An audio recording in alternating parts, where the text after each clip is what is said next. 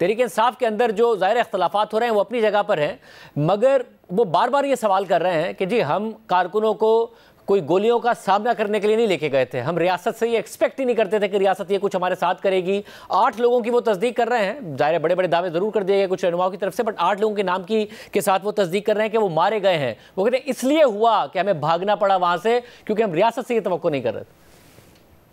नहीं, देखिए, on the contrary अगर आप देखें, पीटीआई वालों ने रियासत के एहलकारों को, जिसमें सिक्योरिटी के पर्सनल हैं, 4 रेंजर्स के एहलकार हैं, 2 पुलिसमैन हैं, जिनकी हलाकतें इनकी फायरिंग से हुई या इनकी तशद्दुद से हुई, और इसी तरह तकरीबन पंजाब पुलिस और इस्लामाबाद पुलिस के सैकड़ों पुलिसमैन हैं जो इंजर्ड हैं बुरी तरह, जिनको हॉस्पिटल में इलाज हो रहा है, और उनके लिए इन्होंने तशद्दुद अपनाया। इनके पास असलहा था, इनके पास गुलेलें थीं बड़ी मोहलक किस्म की, और इन्होंने आंसू गैस के शैल पुलिस के ऊपर चलाए, जो कि प्राइवेट सिटीजन्स तो कम से कम ये काम नहीं कर सकते। तो ये पूरे पुरतशद्दुद तरीके से मुसल्ला होकर वहाँ पर आए थे, जिन्होंने पूरे रास्ते में पुलिस को निशाना बनाया, उन पर फायरिंग भी की, उन पर वायलेंस भी किया। रियासत ने तो बहुत तअम्मुल का मुजाहरा किया। और अब आप देखें कि जो हलाकतों का मामला है, अभी तक कोई, हमें ये नहीं पता, कोई कहता है 2 हैं, कोई कहता है 8 हैं, कोई कहता है 40 हैं, कोई कहता है 200 हैं, कोई कहता है 300 है। ये सारा जो अमल है ये उस एम्बैरेसमेंट से बचने के लिए है।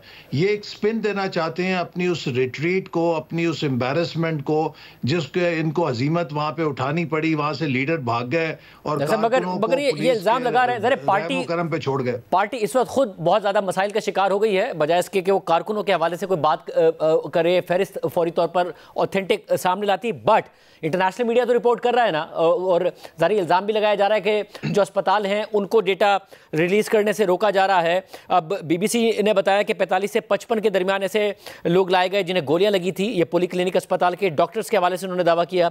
इसके अलावा अस्पताल के रिकॉर्ड के मुताबिक वहाँ 26 नवंबर की शाम कम से कम 3 अफराद की लाशें लाई गई। पिम्स अस्पताल के हवाले से बीबीसी ने दावा किया कि वहाँ गोलियां लगने से जाबाक होने वाले 5 अफराद की लाशें लाई गई, जिनमें से 2 तहरीक इंसाफ के कारकुन थे।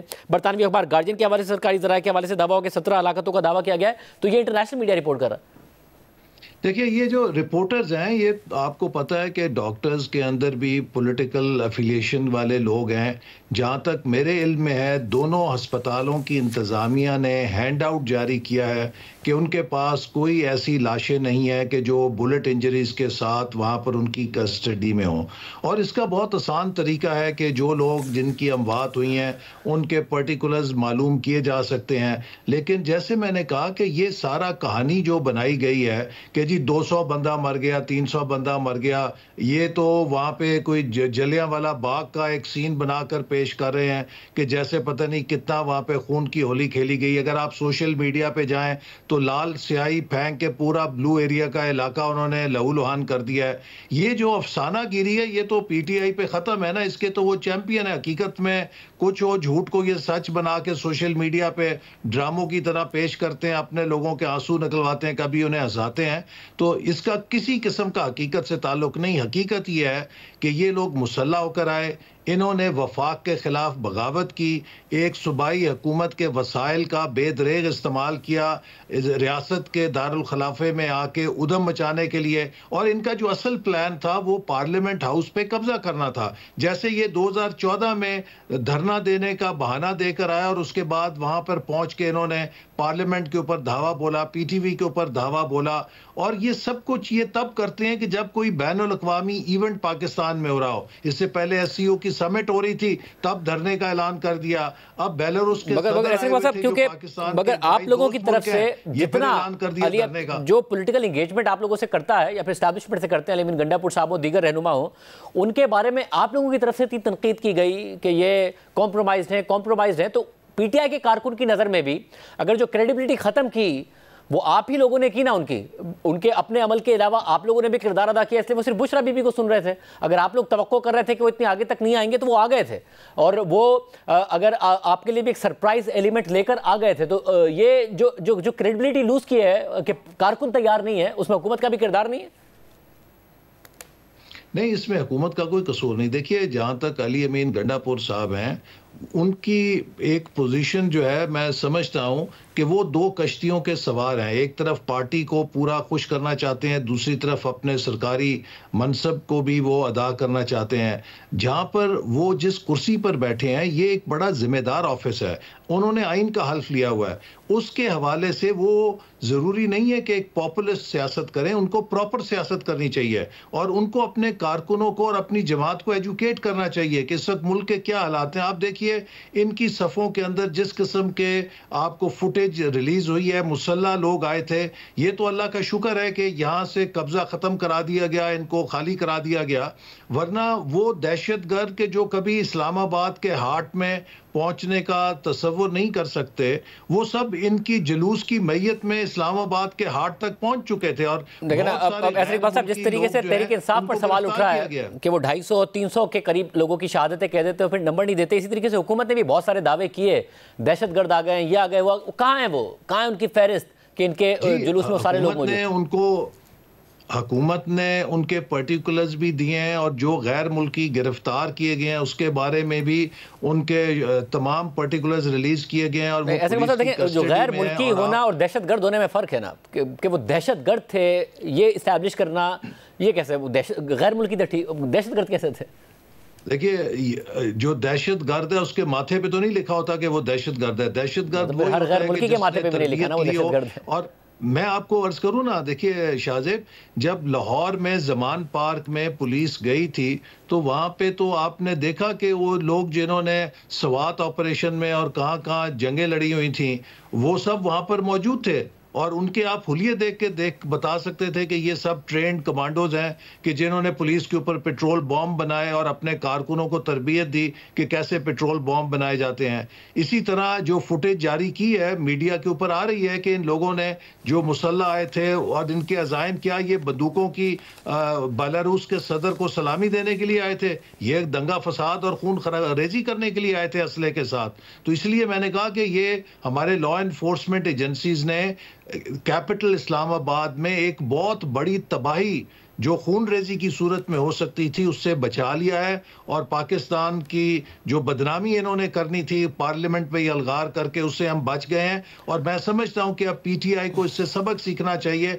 2014 से ये धरनों की सियासत में शुरू हुए हैं। ये तो 2014 से हो रहा है धरना, कभी तीसरा धरना, ये शायद 5वां या 6वां धरना था। अब धरनों की सियासत का वक्त खत्म हो गया है। मगर ऐसा इसका फिर हल क्या है? इसकी सियासत करनी चाहिए। मगर इसका हल क्या है आपको भी पता है, अब चाहे हुकूमत हो या रियासत हो, वो एक ऐसे साइकिल में फंस गए हैं कि इमरान खान साहब जब कॉल देंगे ये लोग दोबारा आ जाएंगे। अगर आप इमरान खान साहब को छोड़ेंगे तो इमरान खान साहब खुद इनको लेकर आ जाएंगे। तो आप इसका हल क्या है, क्या सॉल्यूशन है इस प्रॉब्लम का? इमरान खान साहब एक और कॉल देख के शौक पूरा कर लें। अगर उनका भी शौक पूरा नहीं हुआ, देखिए लोग अब इस सियासत से तंग आ गए हैं। लोग देख रहे हैं पाकिस्तान की स्टॉक मार्केट 1 लाख की हद को अबूर कर गई है। लोग देख रहे हैं कि पाकिस्तान की मईशत बहाल हो रही है, गैर मुल्की सरबराह पाकिस्तान आ रहे हैं। लोग कहते हैं पाकिस्तान को चलने दो, खुदा के लिए पाकिस्तान को चलने दो। अब ये जो भी इंतशार करेगा, जो भी यहाँ पे फसाद फैलाएगा, लोग उसका साथ नहीं देंगे। लोग इस मुल्क की तरक्की से दिलचस्पी रखते हैं। हमारे नौजवानों को हमने मुस्तकबिल देना है। आज से 23 साल बाद हम 100 साल पूरा करेंगे। हमारा हमसाया मुल्क कहाँ होगा, हम कहाँ होंगे? हमें 2047 के लिए तैयारी करनी है और ये तभी मुमकिन है कि अगले 5 सालों में एक मजबूत बुनियाद रखी जाए। और ऐसे मतलब अब जो FIR मतीउल्लाह जान साहब के हवाले से, उस FIR को अगर पढ़ा जाए तो वो बिल्कुल एक मजाक लगती है। FIR कम लगती है कि अचानक उन्हें गिरफ्तार किया गया और फिर गिरफ्तार करने के बाद उनके ऊपर मंशियात डाल दी गई। ये तो वो सब कुछ है जो आप भुगत चुके हैं और राना सनाउल्लाह साहब भुगत चुके हैं। राना सनाउल्लाह साहब खुद इसको मजे का खेज कह रहे हैं कि ये इसी तरीके से FIR डाली जाती है। ये क्या किया गया है आपकी हुकूमत में? देखिए, इसके बारे में तो वजीर दाखिला आपको बता सकते हैं, चूंकि वही इससे बाखबर हैं। मैं इस केस के मतलब आपने सफर किया है, ये हो नहीं सकता कि आपका इस पर ओपिनियन ना हो, और ये ज्यादती होगी आपकी अपनी पॉलिटिकल स्ट्रगल के साथ कि आपका इस पर ओपिनियन ना हो। जी जी देखिए, इस बात पर तो कोई दो राय नहीं हो सकती कि किसी के खिलाफ भी झूठा मुकदमा नहीं बनना चाहिए, किसी के खिलाफ इंतकामी कार्रवाई नहीं होनी चाहिए। और हमने इसीलिए पीटीआई को बार बार एंगेज किया है कि आप बैठिए, एक ज़ाब्ता बनाइए, इस चार्टर ऑफ डेमोक्रेसी जो है उसको आइए तौसीक करें।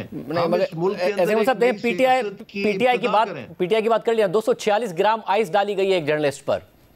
आप समझते हैं कि ये पीटीआई का मसला नहीं है, एक जर्नलिस्ट का मसला है। ये सही डाली गई है? देखिए, जो इस पे मैंने कहा कि वजारत दाखिला आपको बता सकती है या इस्लामाबाद पुलिस के इसको सही या गलत का ओपिनियन तो आप दे सकते हैं ना। आप तो मैं कमेंट नहीं कर सकता। नहीं, कमेंट कर सकते हैं आप एहसान इकबाल साहब। आप इस पूरे प्रोसेस से गुजरे हैं, झूठे केसेस आपने भुगते हैं, किस तरीके से? मैं जरूर इस बारे में जो हकायक हैं उनको जानने की कोशिश करूंगा और इस बात के लिए उन्हें कहूंगा कि अगर कोई भी इसमें गलत केस है तो वो नहीं होना चाहिए, लेकिन जो इसके मेरिट्स ऑफ द केस हैं इसके बारे में तो वजारत दाखिला ही आपको जवाब दे सकती है। मगर मसला ये ना कि इस केस के में मेरिट का एम भी नहीं है, वरना वजारत दाखिला क्या जवाब देगी इसका। और खुद राना सनाउल्लाह साहब ने कहा, ये मजे का खेज इसी तरीके से एफआईआर डाली जाती है। और मैं उम्मीद करता हूं कि आप ये मामला जरूर इस हवाले से उठाएंगे। पूरी सहाफती तंजीमें भी इस हवाले से बात कर रही हैं।